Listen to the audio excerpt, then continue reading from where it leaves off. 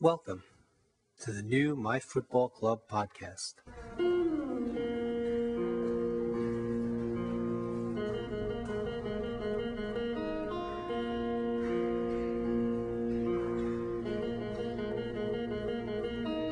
Hello and welcome to the new My Football Club podcast. I'm your host, Augustine Sasso. You can email me at augustine.sasso@myfootballclub.co.uk. Well, it's another great game for the Fleet. This time a win. No, wait.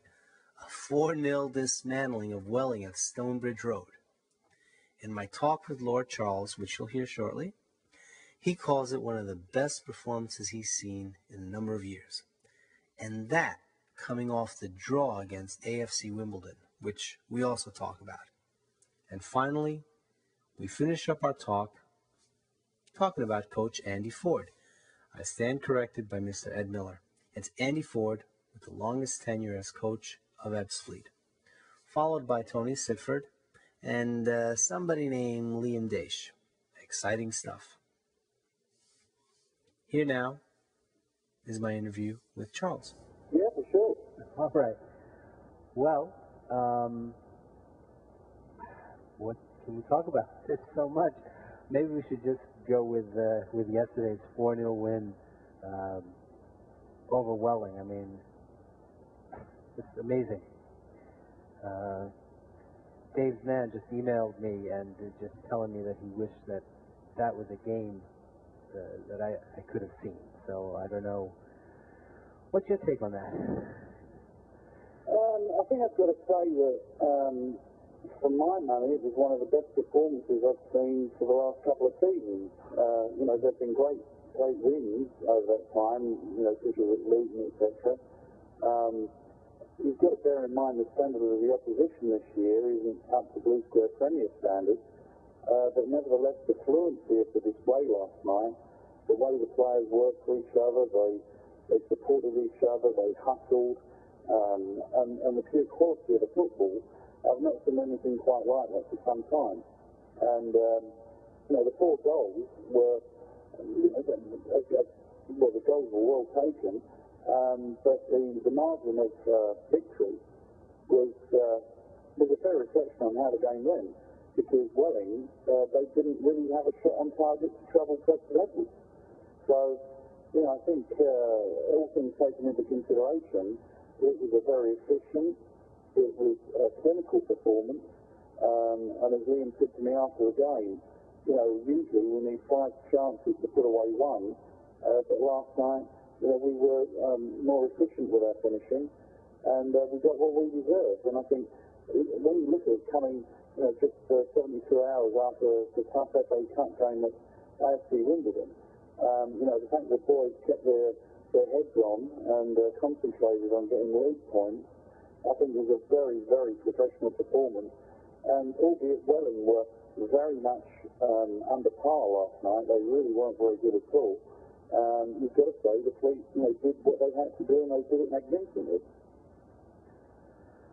Yeah, I think, and let's not forget that Welling, without the points deduction, I think would be in first place. So, yeah, I mean, you've got to say that their performances so far carried them to the top of the league. So the results have really shown they must be a very good side. Now, whether we didn't allow them to be very good last night, or there were other factors, I can't really say. But from a Fleet perspective, we played exceedingly well. We've got into a position now where we're actually in the playoffs.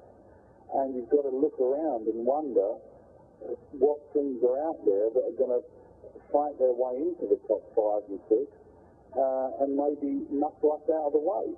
And, I've only seen one team better than us, and that's Over. And they lost at home last night to Dartford by 2 goals to 0. So they're not invincible. I didn't think Braintree were that fantastic when they came to Stonebridge Road. We've not seen Chelmsford yet. So, there are 1 or 2 teams up there that I think we can be, confident when we face them. We've seen what Bromley are like away, and I think when we get them at home in the league, that'll be a different game, with the Fleet hopefully coming out on top. But no, I mean, Welling, yeah, they deserve to be where they are, but if that's a measure of the teams in the top four, then the Fleet deserves to be up there competing for one of those playoff places. Yeah, I totally agree. I mean, we can't predict what's going to happen the rest of the season. I mean, we're a third of the way through, I guess. But you are right. At this moment, I think Chelmsford's the only team we haven't. Yeah, we haven't played Chelmsford, but that's our, the one big test. But other than that, so far it looks like we match up well, and we certainly have a chance, to win. If not be the favorite in these games. And Saturday, revenge match against Maidenhead.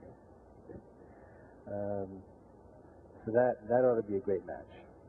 Well, I interviewed Liam after last night's game, and he said he wants revenge because Maidenhead, they came to Stonebridge Road on the first day of the season, and they beat us 2-1 in what was a bit of a surprise because they're not a fancy team by any means, and I think the Fleet were expected to win that one, but it was a rude, sharp shot for the Fleet on the first day in the Blue Square South. And Maidenhead, they employed some interesting professional tactics to get their points, but they got more goals than the Fleet did and won 2-1. They ended up with 9 men on the pitch, but they still won the game. And I think they're going to find Ebbsfleet a rather different proposition when they face them on Saturday than they did way back in August. And the Fleet machine that's rolling along at the moment, they're going to have to make their first change in half a dozen games because Derek Duncan is going to be serving a suspension for collecting 5 yellow cards.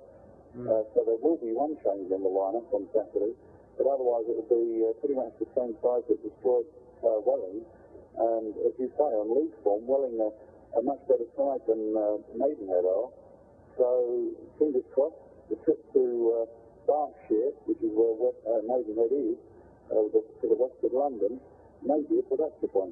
Mm-hmm. Yeah, and actually, I believe they won. Maidenhead won yesterday. They might be putting a decent run together. So I agree with Liam on revenge. They might be putting it together too, but I think we're certainly a different team. Yeah, well, I think the fact is we are a team now. Yeah. I think on the first day of the season we were a group of individual players getting to know each other because once again Liam had rebuilt the side. But, you knew what he was bringing in and those players have now gelled into a fighting force. And they are a team, and last night they really were playing for each other. And the spirit within the side is one of the key factors in what's making this team so successful. Yes, and then AFC Wimbledon after that on... That's pretty late to affair. I think so. I watched the game on tape, and I thought we played well. I thought everybody had their chances. I was just reading that it didn't seem like it was an exciting game, but I thought that, and maybe you can elaborate. In the beginning, our lads were stopping AFC Wimbledon. I think what might come off as boring play is actually great, hard-nosed football. I don't know what that's the key. I thought they played tough, and it might come off as boring or only 5 shots on goal, what have you. But I thought we played tough. What is your take on that? It wasn't. It wasn't a game that turned out as I expected. I thought Wimbledon would have been far more threatening than they actually were because of the gulf of, they're top of the League Premier and we're now in the playoff places and a division below. And I thought they would have a lot more power than us, being full-time, having a big crowd behind them, having players like Danny Tidwell, Luke Moore, I thought they would be a lot stronger than they appeared on the day. And, you know, once again, top of a second by only a point at the top of the Blue Square Premier. You know, you don't get there by being mugged. You know, you've got to be pretty good. And I actually was slightly surprised that they didn't really trouble us a lot more than they actually did. And once again, you know, we did what we had to do. You could only deal with the team that's put in front of you. And really, our defence, you know, people like Clint Easton, Derek Duncan, Paul Lorraine, and Craig Stone, they were utterly magnificent. And you just wonder what would have happened if we'd have maintained the 11 on the pitch. When the referee sent us Ashley Carew for an incident, the team was not accepting yellow card offence. And the referee even phoned Liam up on Sunday to apologise for sending him off because he'd seen the replay and realised it wasn't booking, and that Luke Moore, in fact, kicked the ball Ashley Carew back to his legs as he was running away, but Ashley Carew was only about 2 feet away from him, so he couldn't have avoided it.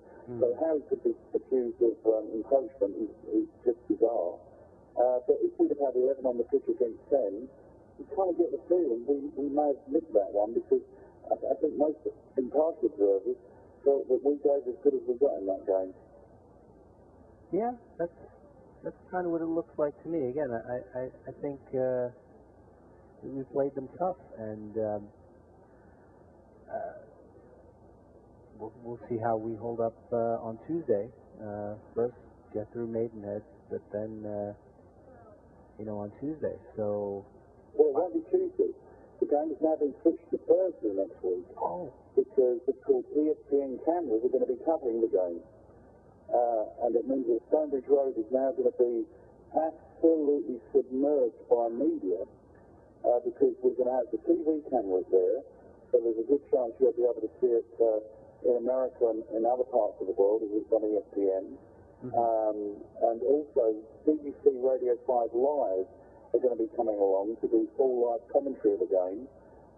It's just going to be an absolute media bean feast. And I'm going to have to get there early to get my usual Lord Chaz seat in the press box.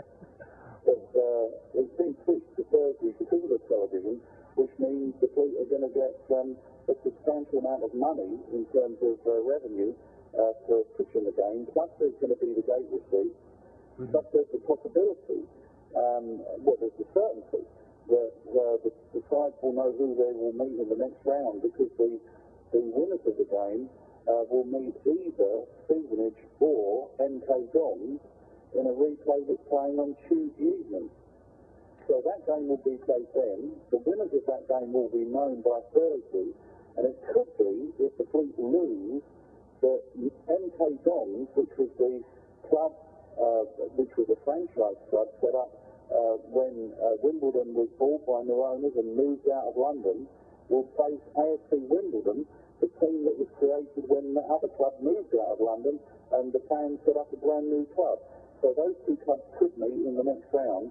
But standing in the way of the biggest grudge match possible in British football is Fleet United, who want to win the replay themselves and face either Stevenage or MK Dons.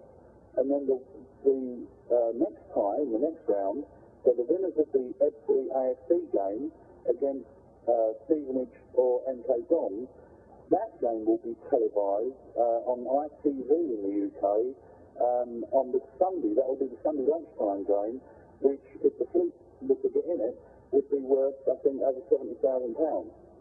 So the Fleet are poised for a massive exposure if they can only win that game next week. Wow.